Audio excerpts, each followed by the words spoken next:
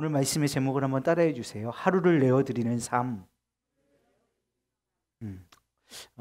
하루, 오늘 그 하루의 중요성에 대해서 말씀을 좀 증거해 보고자 합니다. 여러분, 동물의 왕인 사자 아시나요? 동물의 왕인 사자도 먹이를 잡을 때 들키지 않으려고 조용히 포복해가지고 아주 낮은 자세로 이게 갈대숲이나 풀숲에서 몸을 숨겨가면서 이렇게 조용하게 접근하고 이 먹잇감들이 방심하는 순간까지 철저하게 웅크리고 있다는 거예요. 그 모습을 위용을 드러내는 것이 아니라 철저하게 웅크리고 있다라는 것이죠. 이는 때를 기다리는 것입니다. 사냥이 성공할 수 있는 확률이 가장 높은 때를 기다리고 있는 거예요. 때가 올 때까지 웅크리고 그 자세로 인내하고 있는 것입니다. 그리고 그때가 왔을 때, 그러니까 먹잇감들이 방심하는 그 순간이 왔을 때 한 번의 망설임도 없이 달려가서 사냥을 하고 그를 붙잡습니다.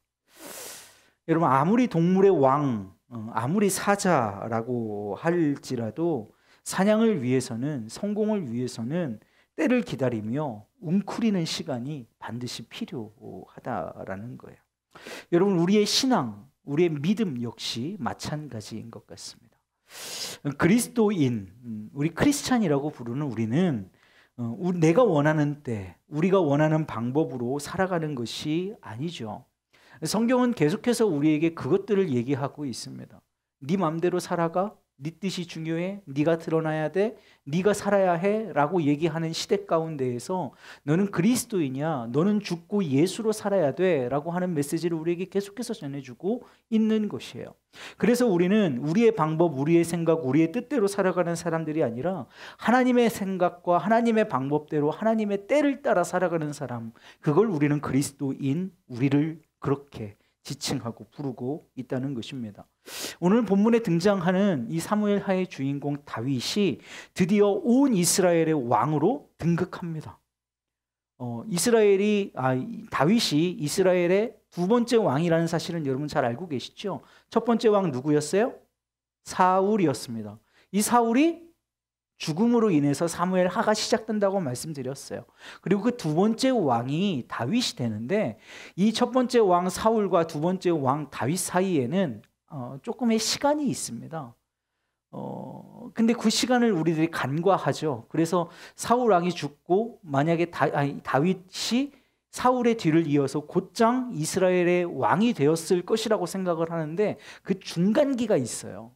오늘 말씀은 그 중간기를 거치고 다윗이 드디어 통합 이스라엘의, 남과 북으로 통일된 이스라엘의 왕으로 등극하는 그 등극식을 오늘 우리가 말씀으로 보고 있는 것입니다.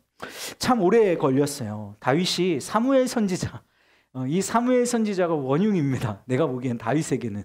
사울도 사울인데 다윗이 너무 어렸을 때 기름을 부음을 받은 거예요.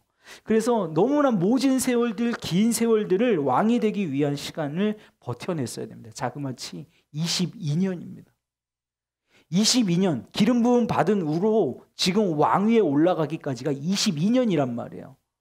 그 모진 세월들을 광야에서 죽음의 위기 속에서 버텨냈어야 했던 게, 그리고 가드라고 하는 적국에 가가지고 그 왕 앞에서 미친 척을 했어야 했을 만큼, 그래야 살 수 있을 만큼 모진 세월들을 22년을 버텨냈어야만 했던 것이 다윗이라는 것이죠. 유다의 왕으로 세움 받은 후 7년 6개월이 지난 때였어요. 그러니까 여러분 잘 생각하셔야 돼요. 이스라엘의 초대 왕이 누구라 그랬죠? 저 잘 따라오셔야 됩니다. 초대 왕 사울. 사울이 있은 후에 사울이 죽었어요. 그 다음에 7년 6개월 후에서야 다윗이 이스라엘의 통일 왕으로 추대를 받는단 말이에요. 그럼 이 사이에는 딱 갈라서 우리나라랑 되게 비슷해요. 북이스라엘과 남유다. 나중에 이게 똑같이 찢어지거든요. 솔로몬 이후로 북이스라엘과 남유다로 또 찢어져요. 그런데 이 다윗이 통일하기 전에도 북이스라엘과 남유다가 되었어요. 그래서 먼저 이 다윗이 이 남유다의 왕으로는 먼저 등극합니다. 그런데 통일 이스라엘의 왕으로는 등극하지 못해요. 이 남유다의 왕으로는 바로 등극을 하거든요. 사울이 죽은 후에. 그리고 나서 7년 6개월이라는 세월이 지난 후에서야 통일 이스라엘의 왕으로 등극하게 되는 거예요. 그럼 여기에 남유다의 왕이 지금 다윗 왕이 있었다면 이 북이스라엘에도 똑같이 한 왕이 있었겠죠. 오늘 그 얘기를 여러분에게 잠깐 들려드리도록 하겠습니다. 여러분, 다윗이 끝까지, 이 이야기는 조금 이따가 하겠지만 다윗은 끝까지 하나님의 약속을 의지함으로 마침내 그 인생을 통해 하나님께서 너로 온 이스라엘의 왕이 되게 하겠다라고 하신 하나님의 언약의 말씀을 이루는 것을 말씀을 통해서 우리는 볼 수 있습니다. 오늘 우리가 읽은 1절, 2절, 3절 말씀 우리 찬찬히 한번 읽어보도록 할까요? 1절에 이렇게 기록하고 있죠. 이스라엘 모든 지파가 헤브론에 이르러 다윗에게 나와 이르되 보소서 우리는 왕의 한 굴욕이니이다. 아까 제가 다윗이 남유다의 왕이라 그랬죠. 저기서 얘기하는 이스라엘은 북이스라엘입니다.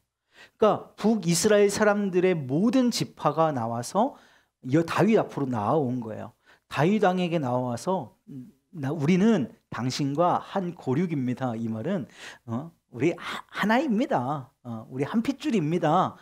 이렇게 얘기하고 있는 거예요. 2절 말씀에 이렇게 기록하거든요. 전에 곧 사울이 우리의 왕이 되었을 때에도 이스라엘을 거느려 출입하게 하신 분은 왕이 없고, 이게 약간 아첨도 조금 들어가 있는 것 같죠. 사울이 왕이었을 때도 우리를 지키신 이는 다윗 당신 아니었습니까? 이렇게 얘기하고 있는 거거든요. 여호와께서도 왕에게 말씀하시기를 내가 내 백성 이스라엘의 목자가 되며 내가 이스라엘의 주권자리가 되리라 하셨나이다. 이 말을 북이스라엘 사람들이 와서 지금 하고 있는데 이거 알았으면 좀 진작 좀 하지. 기름 부음 받고 나서부터 22년, 유다 왕이 되고 나서 7년 반, 그 세월 동안을 버티다가 이제 통일이 돼서 다윗 왕 안에 들어가게 생겼으니 이제 와가지고 우리는 한 핏줄 아닙니까? 사울이 왕이었을 때도 당신이 진짜 왕 아니었습니까? 하나님께서 기름 부어 세우신 왕이 당신 아닙니까? 지금 계속해서 지금 이렇게 얘기하고 있는 거예요. 자, 우리 3절 말씀 한번 볼까요? 3절에 이렇게 기록해요. 이에 이스라엘 모든 장로가 헤브론에 이르러 왕에게 나아오매 다윗 왕이 헤브론에서 여호와 앞에 그들과 언약을 맺음에 그들이 다윗에게 기름을 부어 이스라엘 왕으로 삼으니라. 야, 이미 유다 왕이었고 이제 이스라엘의 왕이 됐으니 통일 이스라엘의 진정한 군주로서 다윗이 세워지게 되는 거예요. 자, 이제 사울이 죽은 후에 남유다와 북이스라엘의 스토리를 여러분에게 잠깐 소개를 해드리도록 하겠습니다. 자, 역사 이야기처럼 할 거니까 여러분들 잘 들으시면서 역사 수업 중간에 졸거나 중간에 깜빡하면 어디지? 라고 하는 거 아시죠? 자, 잘 따라오세요. 자, 사무엘하 1장 1절에 드디어 사울이 죽었습니다. 사울이 죽은 후에 두 왕국이 생깁니다. 하나는 남유다로 대표되는 다윗의 왕국이 세워지고 하나는 이스보셋이라고 하는 사람의 왕국이 세워집니다. 이 이스보셋은 누구냐? 사울의 넷째 아들. 몇째 아들? 넷째 아들. 요나단 첫째 아들 장자인 요나단이 죽고 넷째 아들 이스보셋인데 이 이스보셋은 능력이 없습니다. 힘이 없어요. 그래서 누가 이를 추대하느냐? 이 북이스라엘의 군대 장관이었던 아브넬이라고 하는 사람입니다. 이 밑에 있는 사람들이 군대 장관들이에요. 다윗의 군대 장관은 요압입니다. 우리로 말하면 국방부 장관. 당시는 전쟁 중이었으니까 이 장군이 권력 서열 1순위. 그래서 이 이스보셋의 군대 장관은 아브넬, 다윗의 군대 장관은 요압인데 사실상 이 이스보셋을 아브넬이 세웁니다. 그러니까 이 북이스라엘의 이스보셋 왕은 왕이나 왕 위에 권력이 존재했는데 그의 이름이 아브넬이다. 이렇게 생각하시면 될 거예요. 그런데 이렇게 두 왕국이 유지되고 있는 형국에 이 아브넬의 권력이 지나쳐서 참혹한 일을 벌입니다. 뭐냐면 사울 왕의 첩이 있었어요. 사울 왕이 왕비가 있고 우리나라도 그렇게 첩들이 많았던 것처럼 첩이 있었단 말이에요. 그 사울 왕의 첩과 이 군대 장관 아브넬이 간통을 합니다. 그러니까 무슨 말이냐면 이스보셋의 어떻게 보면 어머니와 이 아브넬이 간통을 저지르는 거예요. 그런데 선 왕의 첩을 간통했다라는 건 내가 곧 왕이요 왕의 후계자다라고 하는 것을 공포하는 행위였다는 겁니다. 그래서 이스보셋이 지금 왕인데 이 이스보셋이 아브넬에게 가가지고 따지죠. 가만히 있을 수 있겠어요? 너 도대체 뭐 하는 짓이냐? 네가 아무리 권력이 많다 한들 세다 한들 내가 널 어찌하지 못한다 한들 너 이러면 안 되는 거 아니냐? 그랬더니 아브넬이 거기서 왕이시여 죄송합니다. 제가 잘못했군요 하는 게 아니라 자기 권력을 믿은 거예요. 그리고 이스보셋 제정신이 아니네. 누가 너 지켜가지고 너를 지금 왕으로 세워뒀는데 너 지금 다윗에게 죽어도 몇 번 죽을 걸 내가 살려놔가지고 왕으로 세워놨더니 지금 여자 하나 때문에 나한테 지금 덤비는 거야? 나 이제 네 편 안 들어. 이렇게 된 거예요. 그래서 이스보셋이 어떻게 하느냐? 다윗과 화친을 맺으려고 합니다. 그래서 다윗 왕에게 가서 이렇게 얘기해요. 이 나라가 이 이스라엘이 누구의 것입니까? 이스보셋 것 아닙니다. 내 겁니다. 그러니까 내가 당신 도와주면 당신은 통합 이스라엘의 왕이 될 수 있습니다. 내 권력을 얻어가십시오. 해가지고 다윗 편에 딱 붙으려고 그래요. 다윗도 여러 가지 전략적인 계산 때문에 이 아브넬을 잘 받아줍니다. 맞아나서 여러 얘기들을 나누고 화치를 맺고 이 아브넬을 잘 돌려보내줘요. 돌려보낸단 말이에요. 이게 보시면 적국이에요. 지금 어느 한 나라는 죽어야 되는 나라인데 적국의 군대 장관이 왔는데 그를 죽이는 게 아니라 그를 잘 해가지고 돌려보냈단 말이죠. 그런데 이 전쟁에 나가서 전쟁에서 승리하고 돌아온 이 다윗의 군대 장관 누구요? 요압.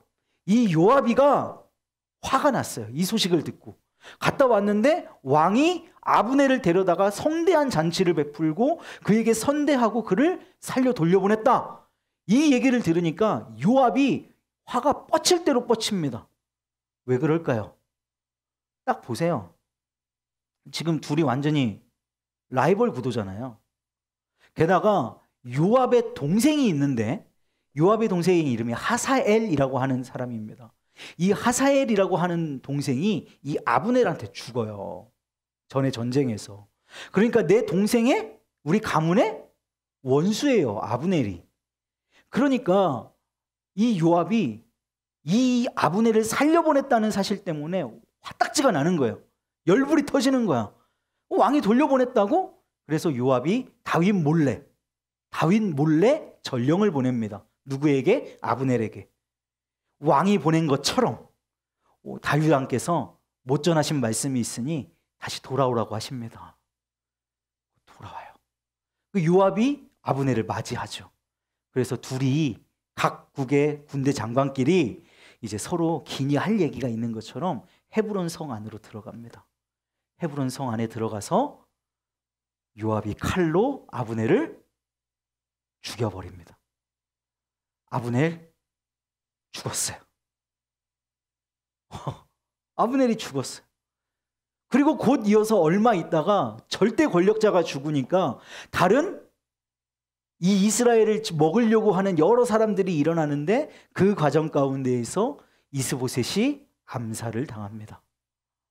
반란이 일어나서 이스보셋도 갔습니다. 무주공산이 됐어요. 그래서 결국은 온 이스라엘의 장로들과 이스라엘 백성들이 헤브론에서 아까 우리가 읽은 말씀처럼 다윗에게 나와서 우리는 한 가족이고 한 핏줄이고 사울이 있었을 때도 우리의 왕은 당신이었고 이제 기름 부어서 당신이 이스라엘의 왕이 되어 주십시오. 우리의 왕이 되어 주십시오. 그래서 다윗이 이스라엘의 왕이 되었다. 이해되셨어요? 어려운 한 주간 동안 일어났던 사무엘하 2장부터 4장까지의 말씀을 제가 되게 축약해서 여러분에게 설명을 드린 겁니다. 자, 이렇게 해서 이제 온전히 하나가 된 이스라엘이 그 왕이 다윗이 되었습니다. 험난한 시간을 보냈지만 결국 하나님의 언약의 말씀을 붙들고 인내하면서 하나님의 때를 기다렸던 다윗의 삶의 모습 속에서 온 이스라엘 백성들은 그가 이스라엘 왕으로서 손색이 없는 리더로 인정할 수밖에 없었을 거예요. 여러분, 유다의 왕이 되는 시간들도 사울을 피해서 어처구니 없는 참 참혹한 시간들을 보냈는데 아까 여러분에게 설명드린 그 7년 반의 세월도 생각해 보면 다윗으로서는 참 녹록지가 않은 세월들이었겠죠. 그 시간 동안 다윗은 웅크리고 있었던 겁니다. 그 시간 동안 다윗은 잠잠하게 묵묵하게 하루하루를 살아냈던 거예요. 하나님은 다윗이 하나됨을 이룬 온전한 이스라엘 왕으로서의 삶을 살아갈 수 있도록 훈련시키시고 예비하시고 섭리하셨던 시간이 그 22년의 세월, 7년 반의 세월이었다라는 것입니다. 그 결과 하나님께서 그렇게 웅크리고 준비하고 기다렸던 다윗을 향한 하나님의 평가는 어떤 것이냐? 우리가 읽은 오늘 본문 말씀 마지막 절 10절 말씀이에요. 이렇게 기록합니다. 만군의 여호와 하나님께서 함께 계시니, 할렐루야. 오늘 여러분 그 웅크림의 시간을 지나 하나님께서 그와 함께 하셨던 것처럼 여러분과도 함께 하시기를 주님의 이름으로 축복합니다. 하나님께서 함께 하시니 그 결과가 어땠다고요? 다윗이 점점 강성하여 가니라. 여러분의 삶에, 여러분의 청년의 때, 학생의 때가 점점 강성하여져 갈 수 있기를 원합니다. 그래서 우리 라떼는 이라는 말 우리 잘 안 했으면 좋겠습니다. 물론 우리 신앙생활 하면서 라떼는 가끔 이런 얘기도 하기는 하지만 여러분 라떼는 이라고 하는 말은 결론적으로 따지고 보면 지금이 그때보다 못하다는 반증이죠. 라떼는 어마어마했지. 그럼 지금은 뭐예요? 어마어마하지 못하다는 얘기잖아요. 그죠? 여러분 어마어마해지시기를 축복합니다. 갈수록 더 어마어마해지시기를 축복합니다. 그 근거가 뭐예요? 하나님이 함께 하심에.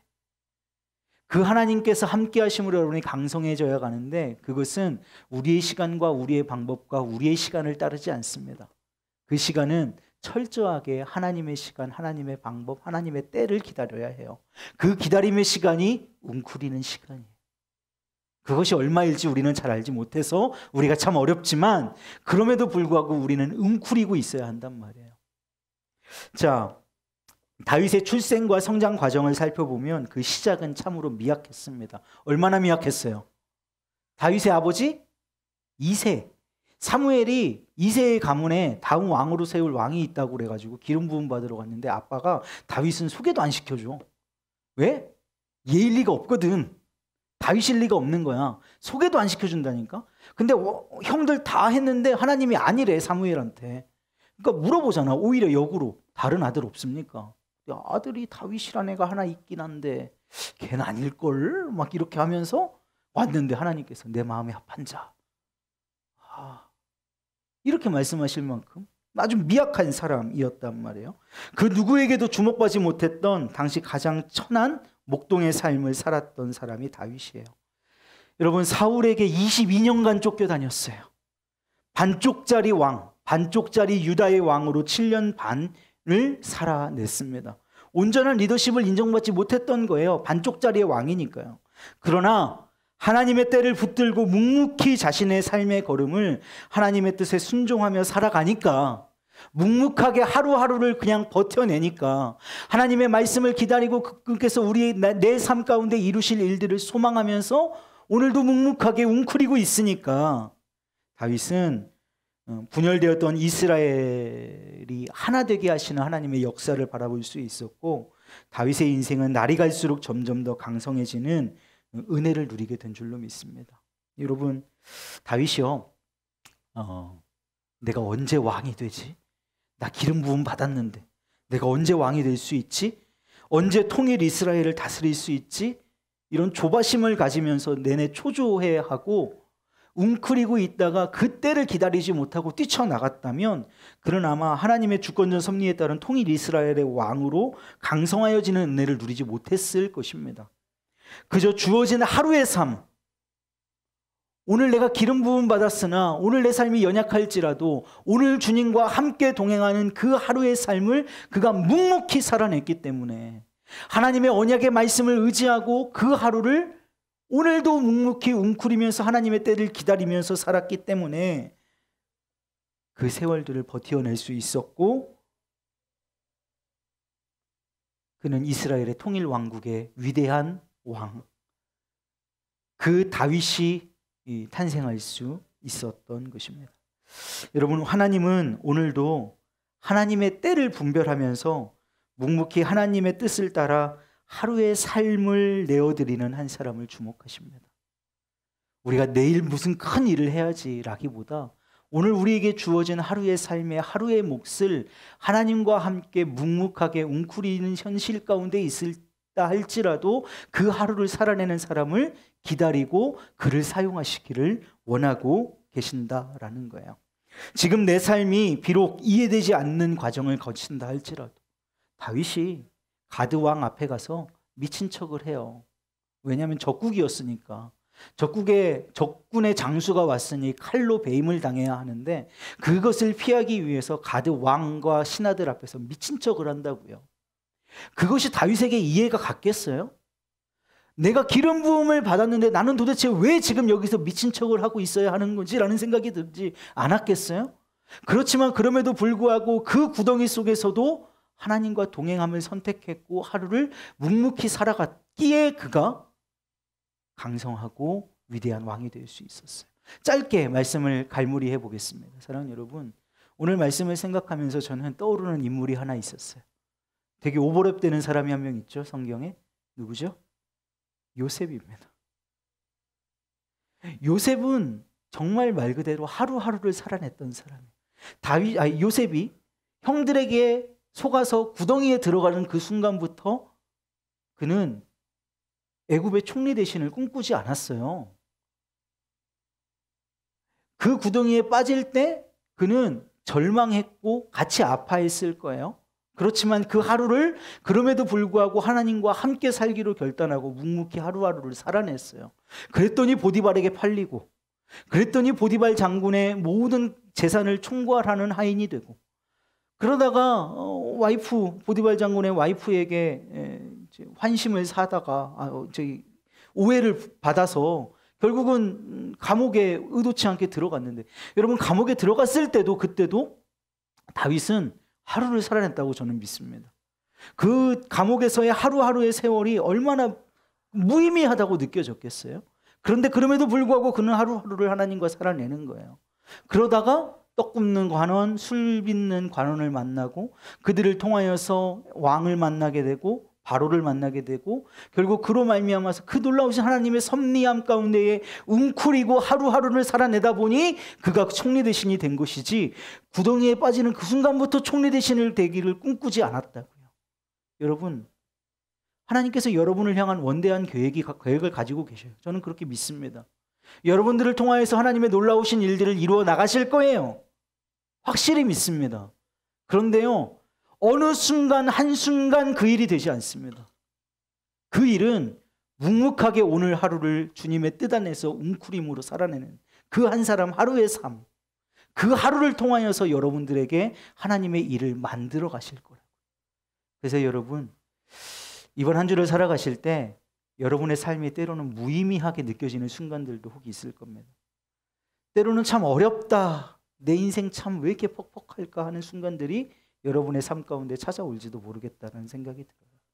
근데 여러분, 그럼에도 불구하고 그 하루에 주님이 함께 하심을 믿으시기를 주님의 이름으로 축복합니다. 그 주님이 여러분과 함께 하시고 그 주님이 그 하루하루를 쌓으셔서 여러분들을 강성하게 하실 줄을, 왕의 나라를 만드실 줄을 믿습니다. 아멘. 하루입니다. 한 달, 일주일, 1년, 물론 계획 세우고 열심히 해야겠죠. 하지만 오늘 당장 우리에게 닥친 하루, 그 하루를 주 안에서 살아내십시오. 그 하루가 쌓여서 주의 놀라운 일들을 저와 여러분을 통해 이루실 것을 간절히 소망합니다.